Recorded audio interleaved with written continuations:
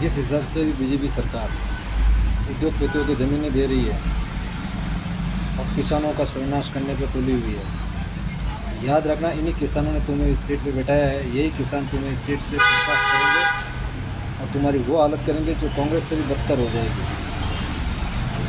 हमें दर्द है आज गोचर भूमि, गौ भूमि ये उद्योगपति कंपनियों को दे रहे हैं, अडानी अंबानी जैसे लोगों को, और भी फॉरेन कंपनियां इनमें इंक्लूड है।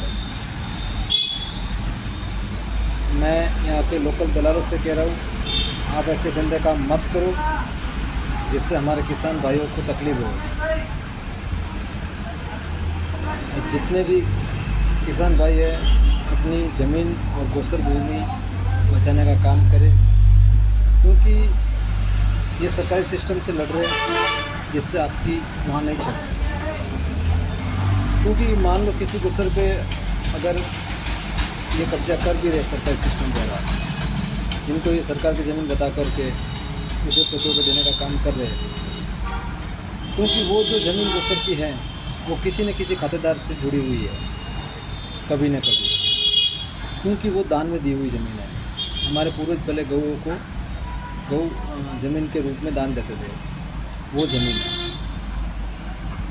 तो एक्टिव हो जाओ, वरना आने वाला टाइम कुछ नहीं बचेगा आपके पास। आप अपनी ही ज़मीन पे किराएदार हो जाओगे।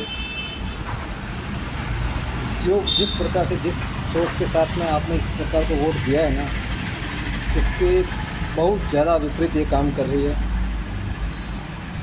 किसी को नहीं छोड़ रही, न गौ को छोड़ रही है, न ब्राह्मणों को छोड़ रही है, न ज़मीनों को छोड़ रही है, न किसानों को छोड़ रही है।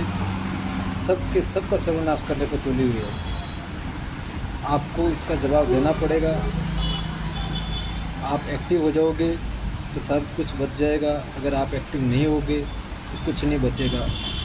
अकेला आदमी कोई लड़ के नहीं लड़ सकता, सबको एकजुट होना पड़ेगा और अपनी ज़मीनें बचाना पड़ेगा।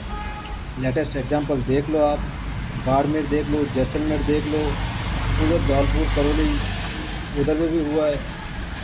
गुजरात देख लो, आए दिन किसान रोडों पे आ रहे हैं, अपनी ज़मीनें गंवा रहे हैं।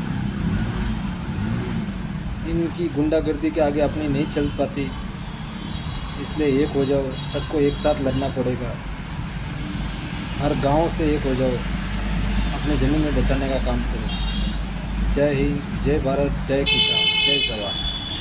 भारत माता की जय।